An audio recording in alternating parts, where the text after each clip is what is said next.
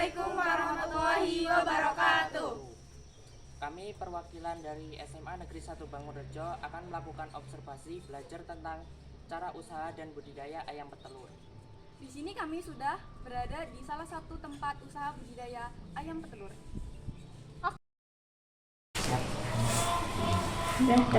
Sebelumnya, Mas, boleh memperkenalkan diri dengan Mas siapa?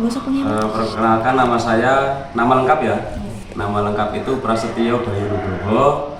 Biasa dipanggil Bayu sama teman-teman di kampung dipanggil Pak Bayu atau Mr. Bayu sama siswa-siswi SMK Pelita Bangunrejo. Apa latar belakang Mas mendirikan usaha tersebut? Ya, sebenarnya kan ini usaha dulu yang awal mendirikan itu almarhum Bapak.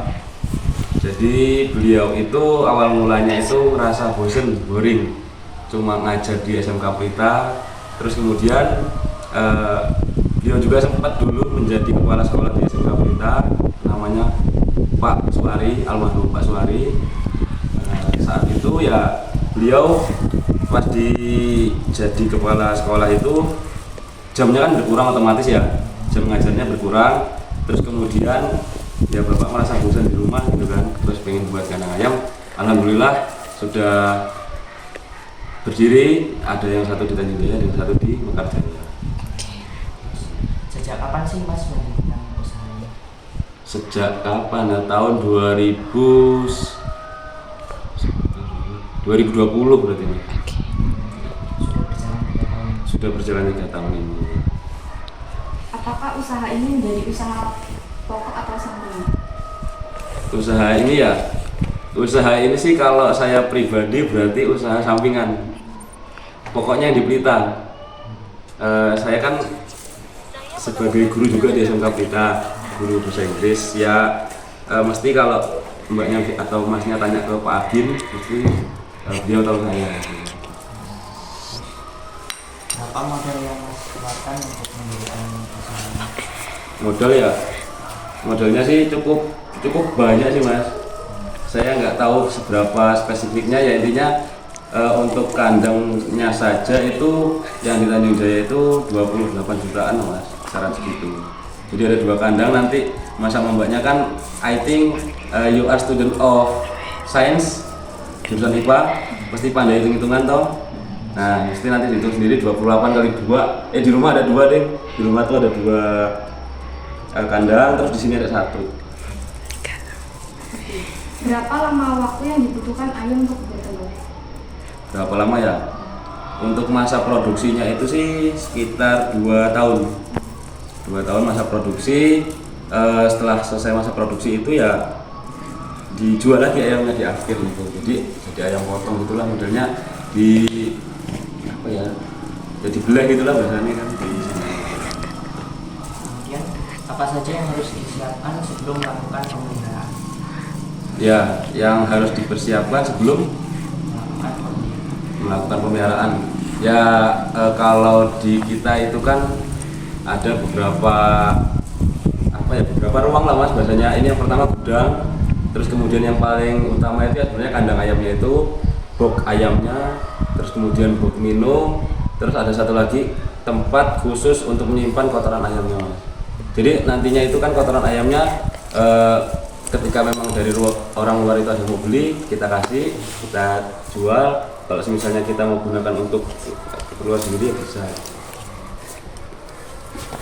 Bagaimana dengan proses pemeliharaan ayam tersebut? Proses pemeliharaannya ya, ini berarti detail ya. Detail. Ayam pertama kali datang ke kandang itu kan dari Lampung Selatan itu masih diri, bahasanya itu apa ya, diri ya, masih belum siap bertelur. Nah itu biasanya itu umurnya sekitar 16 minggu. 16 minggu itu berarti berapa bulan ya? Nanti dihitung sendiri ya. 4 bulanan ya, kurang lebih segitu. Terus kemudian pas sudah sampai di kandang sini itu nunggu sekitar 1,5 bulan sampai 2 bulan baru pada telur itu. Jadi telur awal juga itu bentuknya juga kecil, lebih kecil daripada telur-telur umumnya gitu. Karena masih belajaran, masih baru. pertama kali bertelur. Terus kemudian untuk perawatannya tadi ya, perawatannya sih kita itu ngasih makan ayam itu sehari 2 kali, pagi jam 6, nanti siangnya jam 2. Terus porsinya juga beda. Porsi pagi itu ini kan karena ada 6 baris ya Mas ya, jadi ada 6 baris bertingkat 3 sama 3 gitu. Per barisnya 3 kilo kalau pagi, jadi 3 kali 6 18 kilo pagi. Untuk siangnya itu 30 kilo, jadi per barisnya itu 5 kilo seperti itu. Lalu jenis pakan apa yang diberikan? Jenis pakannya itu ada jagung, terus kemudian dedak atau katul itu, sama konsentrat. Kalau konsentrat ini lebih kayak apa ya, ikan teri atau ikan asinnya digiling itu loh Mas, kayak gitu itu. Untuk pemberian pakannya itu dicampur atau? Iya, dicampur jadi satu. Itu memang kalau di kita ada beberapa partner kerja lah Mas, itu yang bantu saya untuk mengaduk pakannya itu Mas. Bagaimana perawatan ayam tersebut agar dapat menghasilkan telur yang berkualitas? Gimana agar menghasilkan Telur yang berkualitas. telur yang Ada berkualitas? tuh yang telurnya kecil-kecil loh. Terus ada yang telur yang putih gitu ya biasanya. Mungkin ada cara untuk merawat. Cara untuk merawatnya ya, ya intinya kita jangan sampai telat ngasih makan sih Mas, jangan telat ngasih makan, jangan telat ngasih minum, dan juga kita perlu untuk sesekali memberi vaksin ataupun vitamin ke ayamnya. Kalau vaksin itu biasanya sih ya 1 tahun 2 kali. Kalau untuk vitamin ya mau kondisional sih, kalau sekiranya ayamnya telurnya udah pada mulai lembek kayak embrio gitu, terus kemudian banyak telur yang putih, itu kita kasih vitamin ya, entah itu seminggunya nanti 2 kali atau dalam 1 bulan 3 kali dan lain-lain kayak gitu Mas. Lalu bagaimana pengendalian penyakit dan hama pada ayam? Pengendalian penyakit dan hama, kalau untuk di kita ini kan untuk pembersihan kandang sih Mas. Untuk pembersihan kandang dulu ya itu dilakukan 1 minggu 1 kali di tiap hari Minggu, untuk membersihkan kandang ya, agar kita bakteri-bakterinya tidak naik lagi ke ayamnya gitu Mas.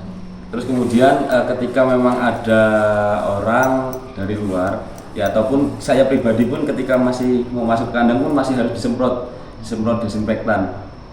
Jadi kita nanti sama-sama disemprot biar bahasanya kumane lah, biar nggak nyebar ke bakterinya ke ayamnya. Ya itu sih Mas cara saya untuk menanggulangi. Berapa waktu yang dibutuhkan untuk pemanenan telur ayam tersebut? Berapa waktu ya? Tiap hari sih Mbak. Oh, tiap hari. Tiap hari alhamdulillah. Tiap hari panen. Ya ini saya juga baru panen, ini di belakang ada beberapa, belum semua sih, masih ada yang di kandang. Kalau untuk telur ya, tapi 1 ayam 1 hari 1 sih telurnya sih. Kalau misalnya 1 hari telurnya 2 sampai 3, mudah-mudahan saya bisa naik haji gitu kan. Kayaknya seneng banget gitu kalau misalnya telurnya banyak. Berarti tiap hari itu bisa bertelur? Bisa. Dan untuk jam panen itu ya biasanya saya sebelum zuhur sama nanti sore itu masih ada sisaannya, nggak ketang-ketang 15 biji 20 biji gitu. Bagaimana proses pemasaran yang Mas lakukan?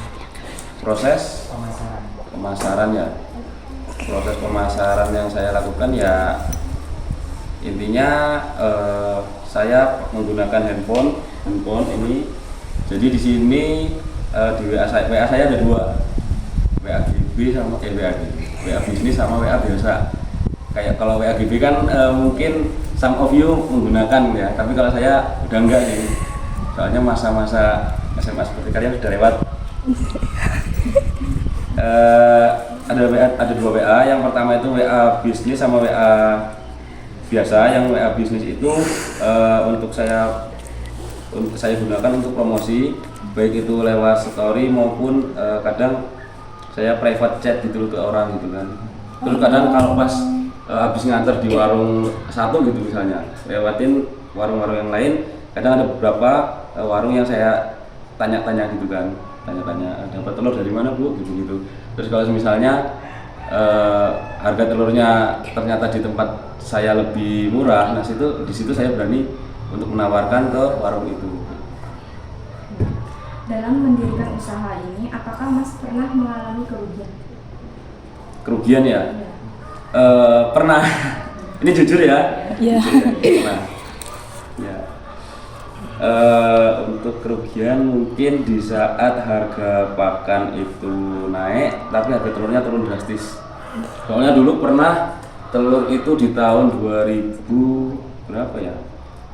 2021 kalau nggak salah sih. Saya juga lupa. Antara 2021 2021 berarti itu harga telur sampai sekilonya itu 18.000, saking rendahnya. Dan harga pakan di kala itu 50 kilonya itu berarti sekitar 400 ribuan. Jadi dalam sehari kan biasanya pakannya habisnya sampai sekintal Mas, 100 kilo. Nah itu di situ kadang nggak ketemu sama harga pakannya gitu, jadi kita tombok. Pernah kayak gitu dulu.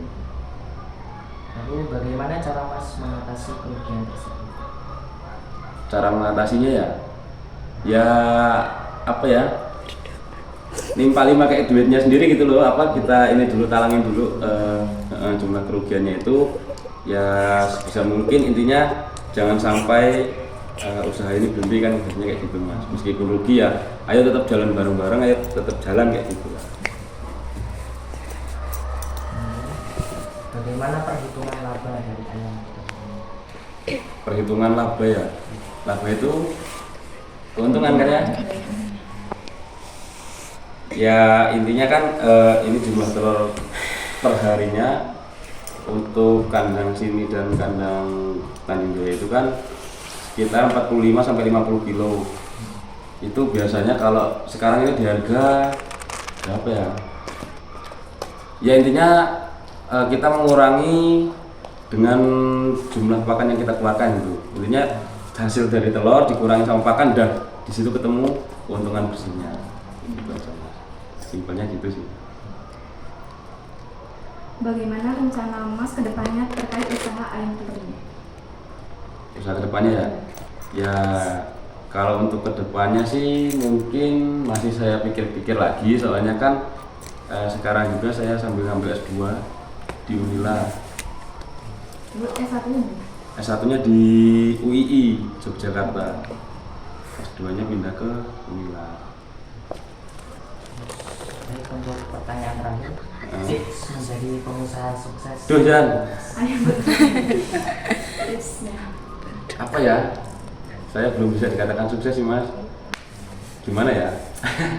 Tapi menurut Mas sendiri untuk bisa menjadi pengusaha sukses, ya gimana ya, intinya kalau kita memang berani ya dijalankan. Kalau misalnya ragu-ragu mending ditinggalkan aja sih Mas gitu. Karena kan memang kan usaha, kalau menurut saya semua usaha itu kan memang resikonya, semua pasti punya resiko. Dan salah satu usaha yang resikonya besar adalah ayam telur, kalau menurut saya sih Mas. Soalnya beberapa hari yang lalu saya juga dapat informasi dari teman-teman yang di Bangurejo. Di sana juga kan buka ayam telur seperti ini, ada beberapa kandang yang tutup Mas, jual ayamnya, jual kandangnya. Jadi ya waktu itu sempet agak langka sih telur sih Mas, karena dari bangun juga udah ada beberapa kandang yang tutup. Jadi ya gitulah. Sudah cukup? Baik Mas, terima kasih atas pertanyaan telah dijawab. Semoga usaha Mas kedepannya menjadi lebih maju dan sukses. Ya amin. Ya. Nah, kalau mau dokumentasi boleh foto-foto apa di kandang, udah kan? disemprot dulu ya, nggak apa-apa ya.